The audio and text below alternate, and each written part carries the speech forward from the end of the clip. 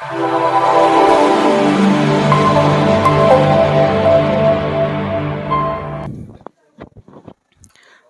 ध्यान दीजिए, कंसेप्ट की पाठशाला में आप लोग का फिर से स्वागत है।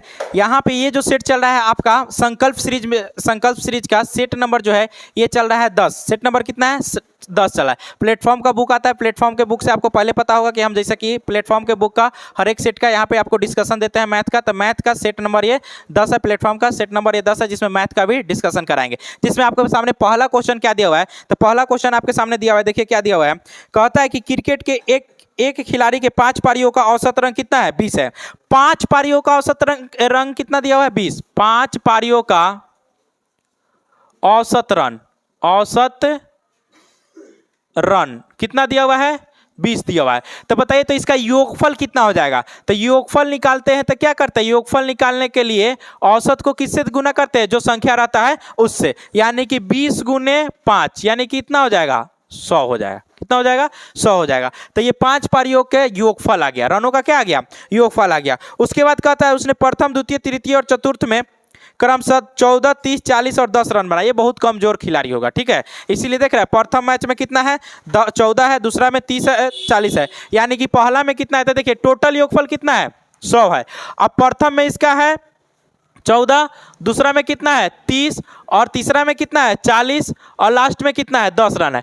4 पारियों का रन दिया हुआ है, ठीक है। तो देखिए तो 5 पारियों का रन 100 और 4 पारियों का रन इतना, तो कहता है 5वें पारी में कितना रन बनाया है। तो इस 100 में से हम इसको घटा देंगे तो नहीं आ जाएगा, आराम से आ जाएगा। तो 100 माइनस कर दीजिएगा, सबको जोड़िएगा तो आ जाएगा आपका कितना? 94। कितना आ जाएगा? 94। और 100 में से 94 घटा दीजिए, 6 रन, यानी कि 6 रन उसने 5 पारियों में बनाया था, 5वीं पारी में बनाया था, ठीक है। तो इसका आंसर कितना आ जाएगा? 6। बस यही सिंपल सा क्वेश्चन है, जल्दी से इसको नोट कीजिए। हमने दिया हुआ है कि एक छात्र ने परीक्षा में कुल अंकों का 20% अंक प्राप्त करता है। परसेंटेज से क्वेश्चन है, अच्छा क्वेश्चन है, बार बार पूछता है। 20% अंक प्राप्त करता है, आवश्यक उत्तीर्ण से 30 अंकों द्वारा अनुत्तीर्ण हो जाता है। यानी 20% प्राप्त करने के बाद भी, 20% प्राप्त करने के बाद भी कितना से फेल हो जा रहा है? 30 अंक से फेल हो जा रहा है। 30 अंक से क्या हो जा रहा है? फेल हो जा रहा है। उसके बाद आगे क्या कह रहा है कि एक दूसरा छात्र है जो कुल अंकों का 32% अंक प्राप्त करने के बाद भी आवश्यक उत्तीर्ण अंक से 42% अंक अधिक प्राप्त करता है। यानी कि जितना उसको प्राप्त करना चाहिए पास होने के लिए, उससे कितना अंक अधिक प्राप्त करता है? तो 42 अधिक अंक प्राप्त करता है। यानी कितना लाने पर? 32% लाने पर वो कितना अंक से पास हो जाता है? 42 अंक से पास हो जाता है, ठीक है। तो इसका सिंपल सा कंसेप्ट है। इसका सिंपल सा कंसेप्ट यह है कि अगर आपको देखिए अंतर निकालना है परसेंटेज में, दोनों में क्या करना है? पर अंतर निकालना है। तो परसेंटेज में कितना का अंतर हो गया? 12% का। कितना का अंतर हो गया? 12% का। और इधर अंतर निकालिएगा तो कितना हो जाएगा? देखिए ध्यान समझिएगा, इधर जो है ना अंतर जो हो जाएगा, एगो पास है एगो फेल है। यहाँ पे 2 रंग है, यहाँ पे क्या है? 2 रंग है। तो 2 रंगिया कंसेप्ट में क्या होता है? अगर पास होता है फेल होता है तो अंतर जब भी निकालते हैं इसको जोड़कर, अंतर जब भी निकालते हैं क्या करते हैं? जोड़कर। जैसे इसका कंसेप्ट समझिए क्या है। मान लीजिए हमको 100 अंक पास चाहिए, 100 अंक चाहिए पास होने के लिए, ठीक है। किसी बच्चा को 80 अंक आया। कितना अंक आया? 80 अंक आया। और किसी को आता है 130 अंक। कितना आता है? 130 अंक। तो हम बोलेंगे बताओ इस दोनों के बीच में अंतर कितना? 30 अंक ज्यादा आता है। इससे कितना आता है? 100 अंक से 30 अंक ज्यादा आता है। यानी कि ऐसे समझो ना, 100, हाँ ठीक है, 130 आया। तो बताइए तो अगर हम बोलते हैं कि दोनों के बीच में अंतर कितना का है, तो दोनों के बीच में अंतर कितना का हो जाएगा? तो 130 माइनस कितना कर दीजिएगा? 80। तो कितना आ जाएगा? 50। एक कंसेप्ट हो गया, ठीक है। अगर हम यह बोलते हैं कि वह जो बच्चा है जितना पास होना चाहिए, मान लीजिए हमको यह पता नहीं है कि कितना, ये तो हम 100 दे दिए ना, हम कह रहे हैं जितना पास होना चाहिए वो हमको पता नहीं है कितना पासिंग मार्क है, लेकिन हम यह कह रहे हैं कि 30 अंक कितना लाता है? ज्यादा लाता है, ठीक है। और एगो जो है कितना अंक कम लाता है? 80 अंक कम लाता है, ठीक है, 20 अंक कम लाता है। कितना अंक कम लाता है? 20। तो 20 अंक एक गोरा कम लाया। अब अंक पे हम आते हैं, एक गोरा 30 अंक क्या किया है? ज्यादा लाया है, और एक गोरा 20 अंक कम लाया है। तो अब इसका अंतर निकालिए, तो अंतर कितना हो जाएगा? 30 20 50 का। देखिए वही बात है, 30 20 कितना का हो गया? 50 का हो गया, ठीक है। तो ये सारा का सारा चीज जो है परसेंटेज वाले चैप्टर में हम बता दिए, जाके आप लोग वीडियो देख सकते हैं वहां से। तो अंतर दोनों का हम कभी भी निकालेंगे तो क्या करेंगे? जोड़ देंगे, जब पास और फेल हो तब। तो बताइए यहाँ पे अंतर कितना का आ जाएगा? यहाँ पे अंतर कितना का आ जाएगा 72 का, तो अंतर आ गया यहाँ पे 72 का।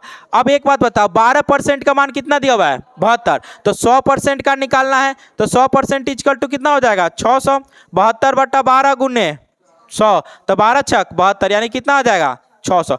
कुल मार्क्स कितना आ गया मेरा 600। अब यहां से ना कह रहा है पासिंग मार्क्स बताइए, तो पासिंग मार्क्स पे जाने का दो तरीका, पासिंग मार्क्स जाने का कितना तरीका, या तो देखिए 20% निकाला है और 30 से क्या हो गया है फेल हो गया है, 20% निकाला है 30 से फेल हो गया है, तो अगर हमको पासिंग मार्क्स निकालना है तो क्या करेंगे 20% निकाल के 30 जोड़ देंगे तो नहीं आ जाएगा, ठीक है, तो पास हो जाएगा।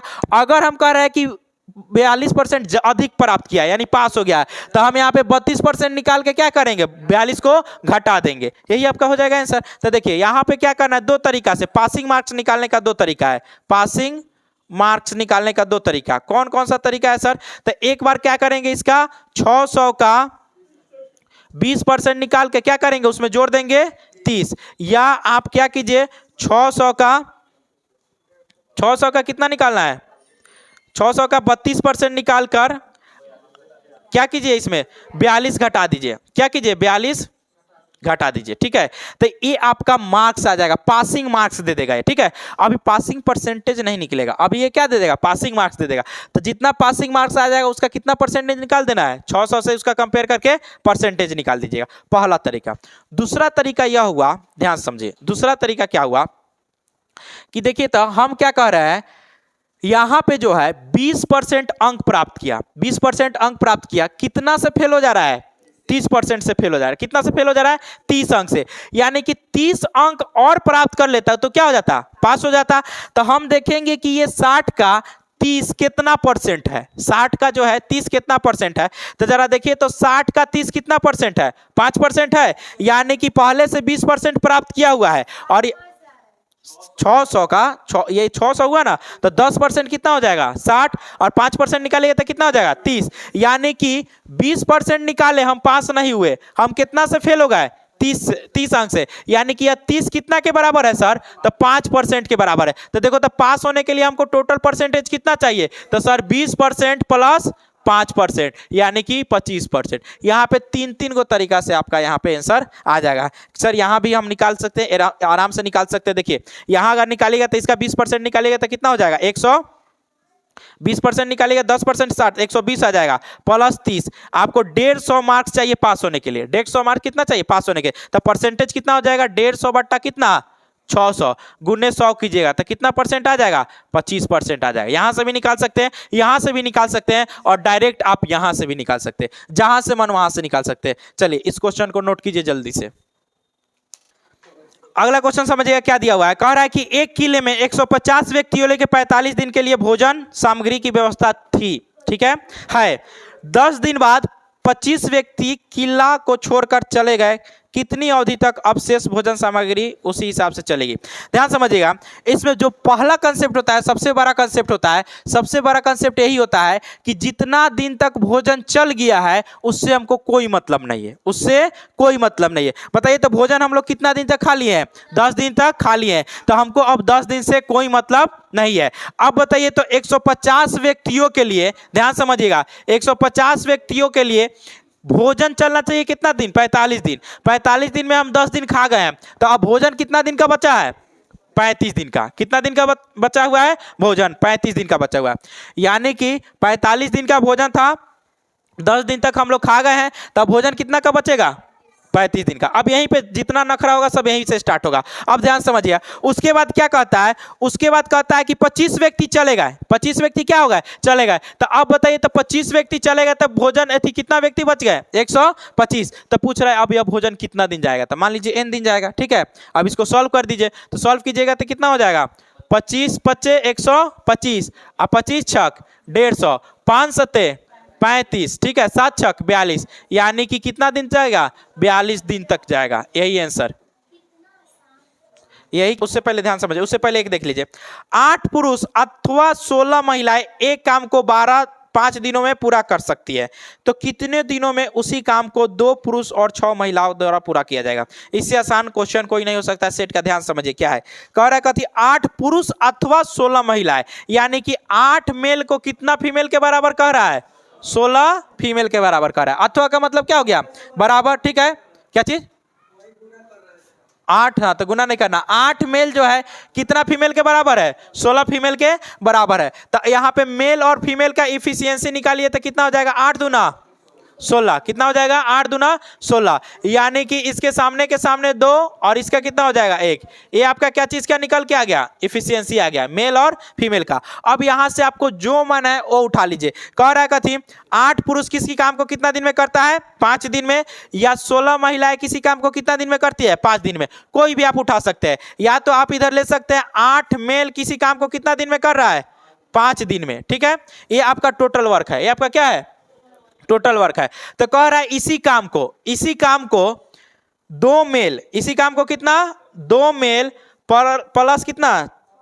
6 फीमेल कितना दिन में करेंगे? यही ना क्वेश्चन है, यही क्वेश्चन है। अब ध्यान समझिए, जहां जहां मेल दिखाई दे वहां 2, जहां जहां फीमेल दिखाई दे वहां पे 1, तो डालते जाइए। मेल कितना है? 2, तो 8 गुने सीधा हम लेते हैं। यहां पे 2, यहां पे कितना हो जाएगा? 2, और यहां पे कितना हो जाएगा? 1। अब 8 दूना 16, 16 पच्चे 80 हो गया, ठीक है। यहां पे देखिए 2 दूना 4 और 6 10, 10 एन। अब देखो तो 10 से काटिएगा तो 8, यानी एन का मान कितना आ गया? 8। यानी 8 दिनों में काम क्या हो जाएगा? समाप्त हो जाएगा, ठीक है। एकदम सिंपल सा क्वेश्चन था, कुछ नहीं था। अगला क्वेश्चन क्या दिया हुआ है? क्वेश्चन क्या दिया हुआ देखिएगा। 793 रुपए के 3 भागों में इस प्रकार विभाजित किया जाता है कि उन विभाजित राशियों को क्रमशः 2, 3, 4 वर्षों के पश्चात 5% सालाना ब्याज में से मिश्र धन बराबर हो जाता है। मिश्र धन क्या है? बराबर है। तो इन विभाजित राशियों के मध्य अनुपात क्या होगा? जब भी ऐसा क्वेश्चन दे कि एक राशि रहे और उसको 2-3 भागों में क्या कर रहा है? बांट दे रहा है।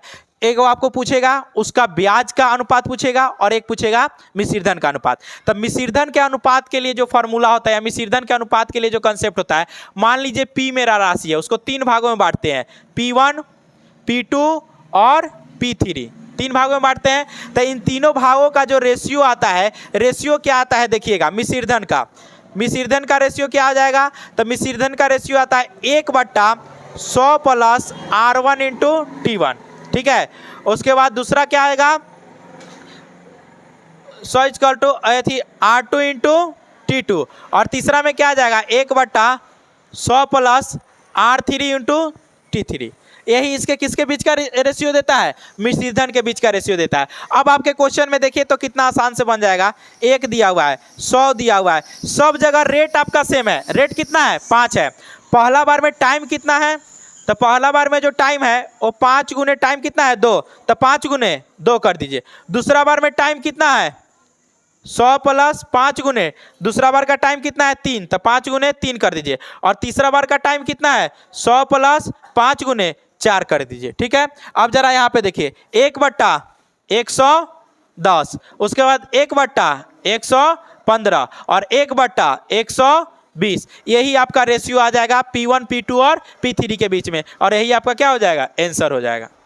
क्या देखिएगा, XY से 10% अधिक है। XY से कितना अधिक है? 10% अधिक है। तो Y X से कितना परसेंट कम है? तो देखो तो X जो कह रहा है X Y से, किस से? Y से 10% अधिक है। तो 10% अधिक का मतलब क्या होगा? ये 10 है तो ये कितना है? 11 है, ठीक है। तो अब पूछ रहा है कि इससे कितना कम है? तो 1 कम है। कितना पे?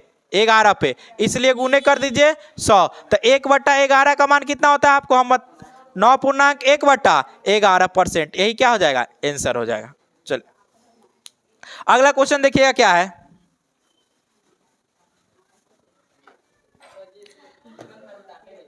अगला क्वेश्चन समझो, देखियो क्या कह रहा है।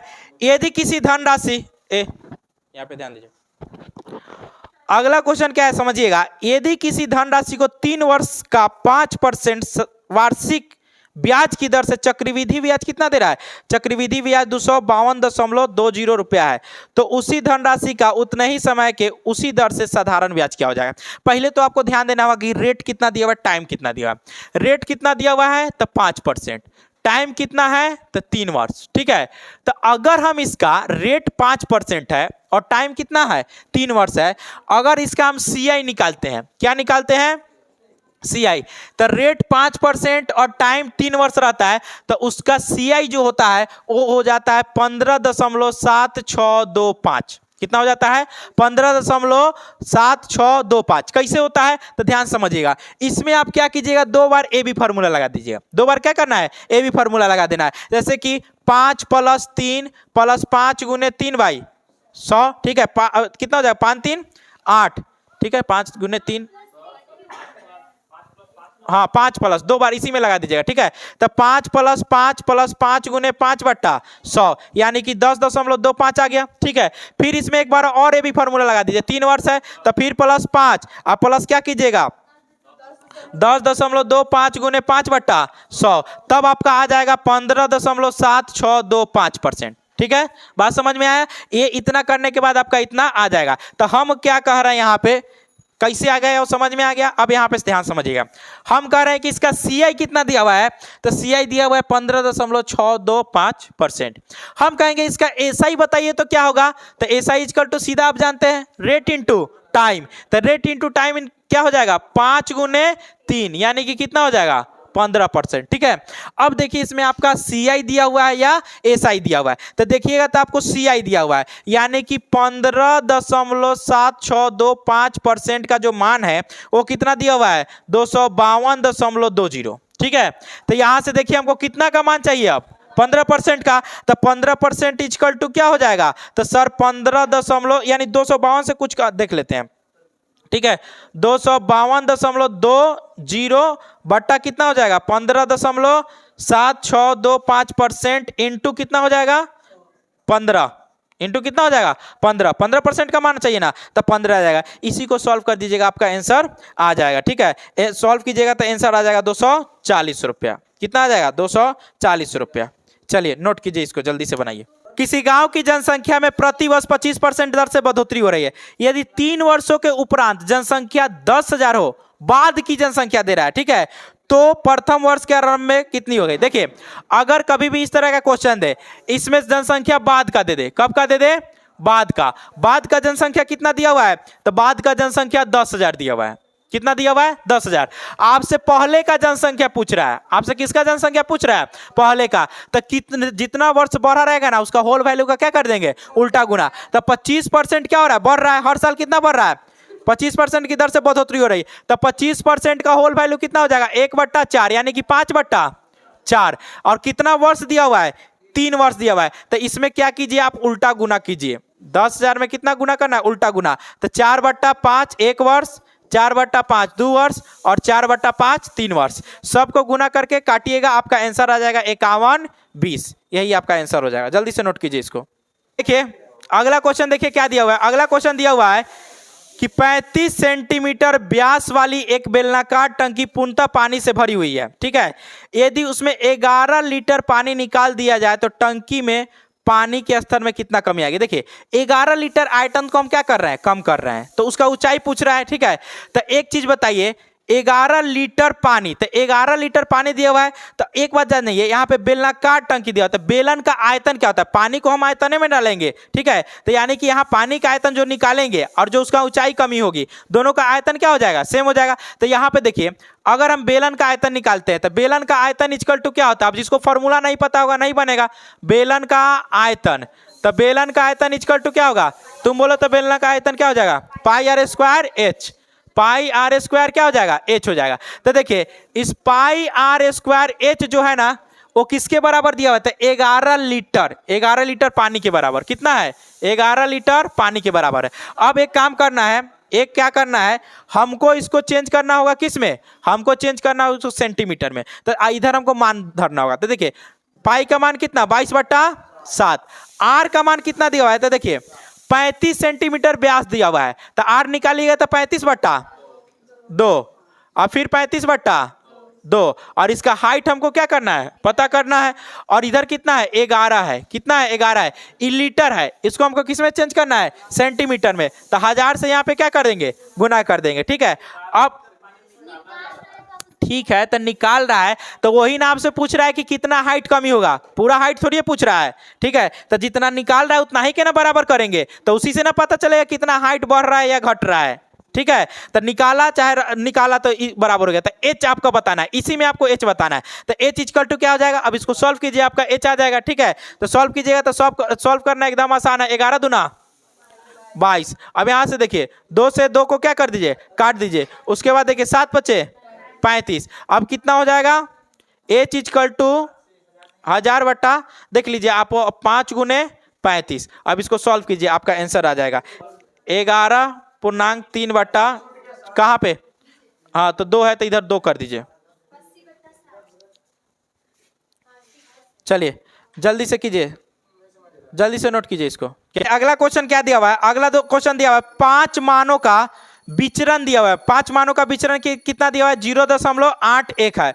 तो इसका मानक विचलन क्या हो जाएगा, तो देखिएगा मानक विचलन इक्वल टू होता है, ध्यान से समझो, मानक विचलन इक्वल टू होता है, मानक विचलन इक्वल टू होता है अंडर रूट विचरण।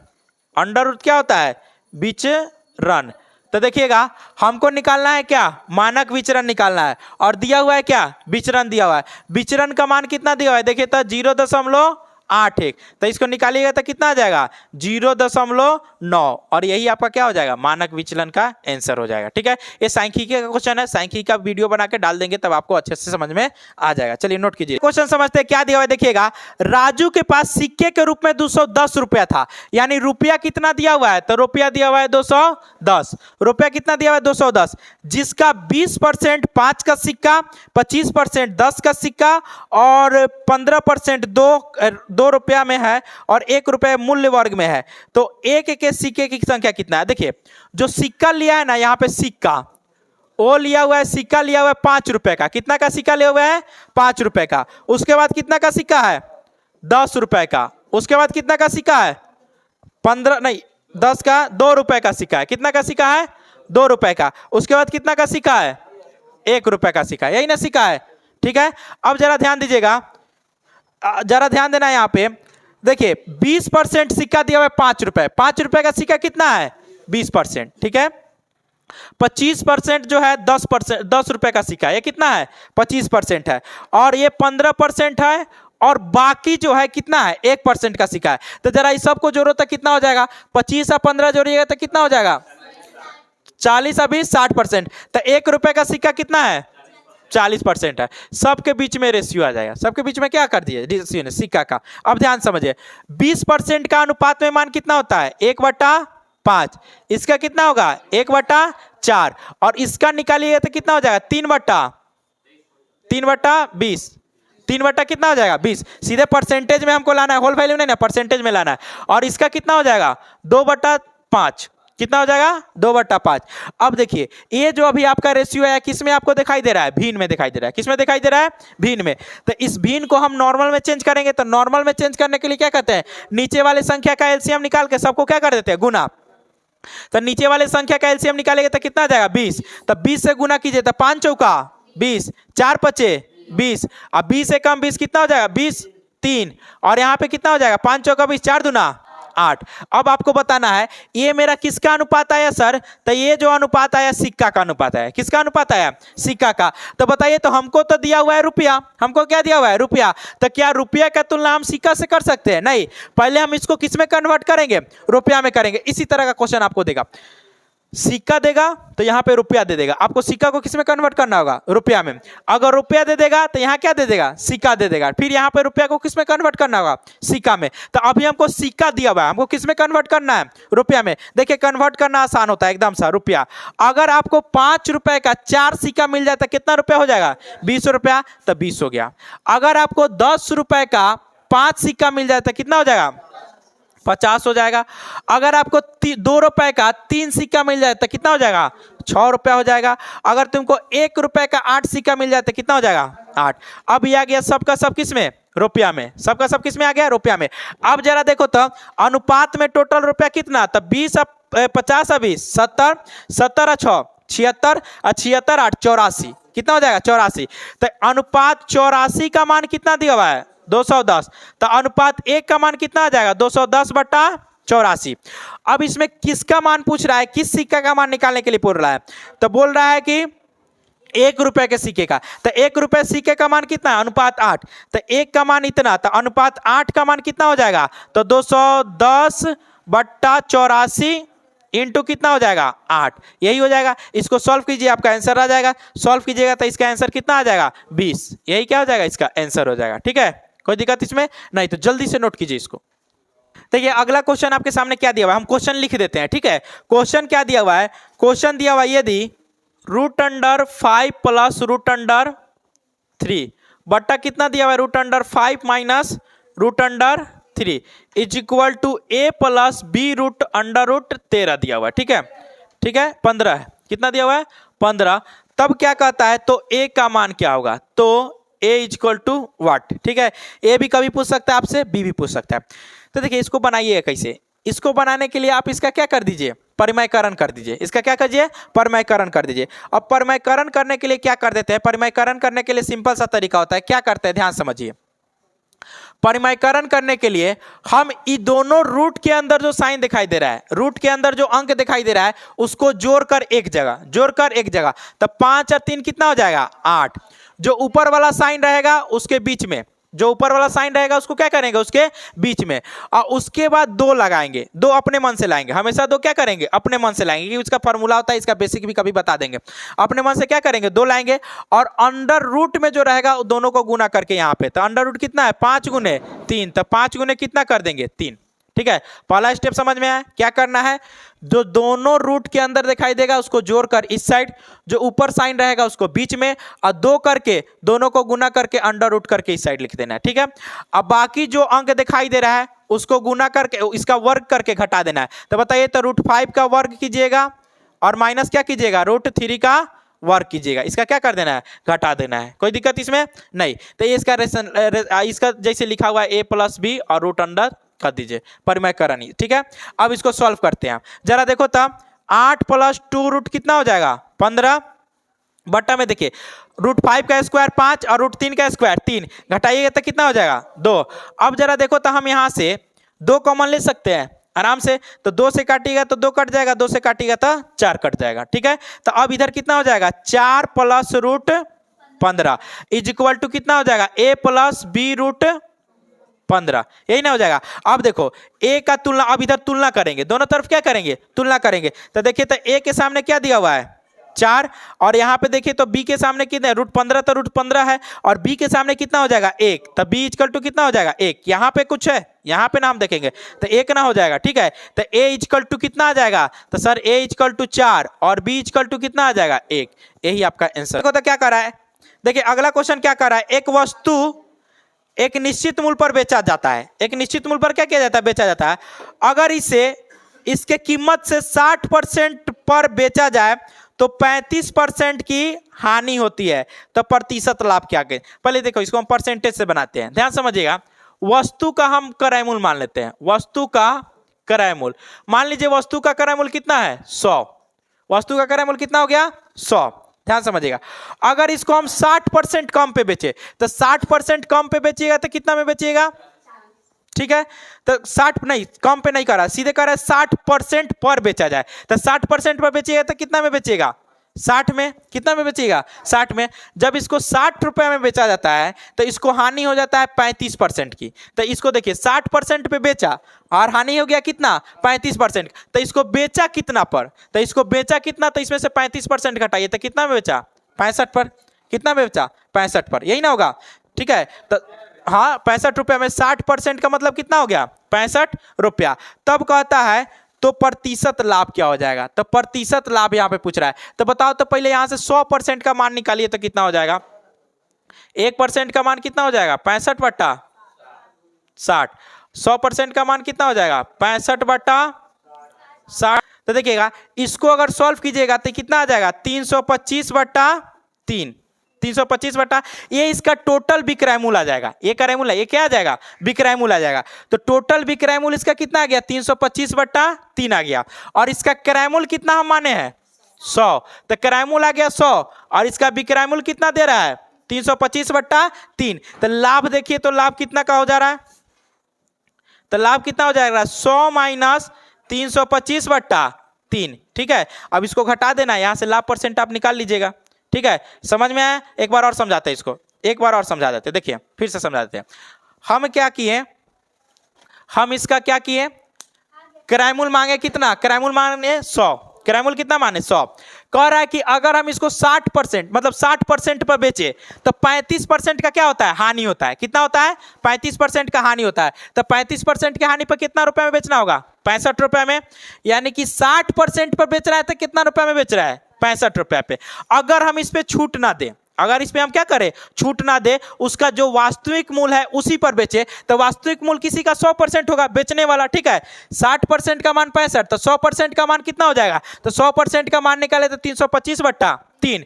देखिए 60% पर बेच रहे थे तो 65 रुपए में बेच रहे थे, तो 100% पे बेच रहे थे कितना पे बेच रहा है, 325/3 पे बेच रहा है। तो ये मेरा टोटल विक्रय मूल्य आ गया। टोटल क्या आ गया, विक्रय मूल्य। तो क्रय मूल्य 100 रुपया, विक्रय मूल्य इतना, तो लाभ कितना आ जाएगा, 100 - 325/3। यहां से आप सॉल्व कीजिएगा तो कितना आ जाएगा, 300 में से 325 घटाइए तो 25/3, ये आ गया लाभ। अब लाभ परसेंटेज निकालना है, तो लाभ परसेंटेज कितना पे निकलेगा, देखो तो 100 पर ना निकलेगा, 100 पे निकलेगा। तो 25/3 कितना परसेंट के बराबर हो जाएगा, 8.5% के बराबर नहीं हो जाएगा। देखिए 25/3 कितना हो जाएगा, 8.1/3% के बराबर हो जाएगा। यही आपका आंसर हो जाएगा। चलिए नोट कीजिए इसको जल्दी से।